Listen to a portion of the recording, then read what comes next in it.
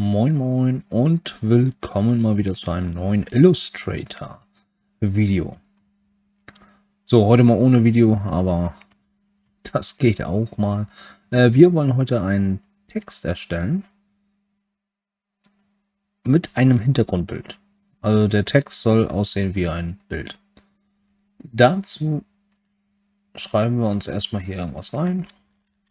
Machen wir mal hier diese Tutorials.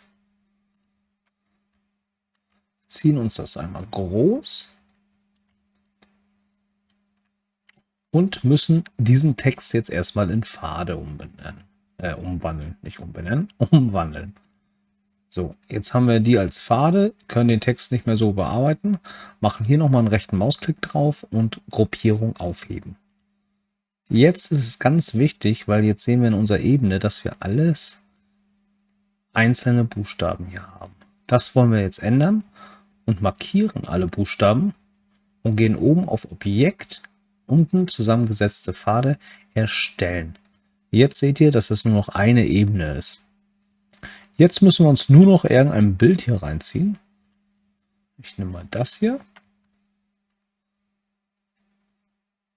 Das muss natürlich in den Hintergrund. Dann können wir das auf Anordnen und in den Hintergrund machen und haben das jetzt so. Wenn wir jetzt alles markieren, auf die rechte Maustaste drücken und Schnittmaske erstellen machen, haben wir den Hintergrund als Text. Wenn wir jetzt aber eine andere, jetzt fällt mir das Wort nicht ein, eine andere Stelle von dem Bild haben wollen, können wir hier nochmal Doppelklick drauf machen und hier ist das Bild immer noch im Hintergrund. Ihr seht das an dem Rahmen, der ist, den könnt ihr festhalten mit der linken Maustaste und das Bild so verschieben. Und so könnt ihr halt jetzt einen anderen Ausschnitt aus diesem Bild nehmen. So wie ihr es gerne haben wollt. Wir können das einmal so machen. Dann macht ihr wieder Doppelklick drauf und habt den Text einfach so mit eurem Hintergrundbild.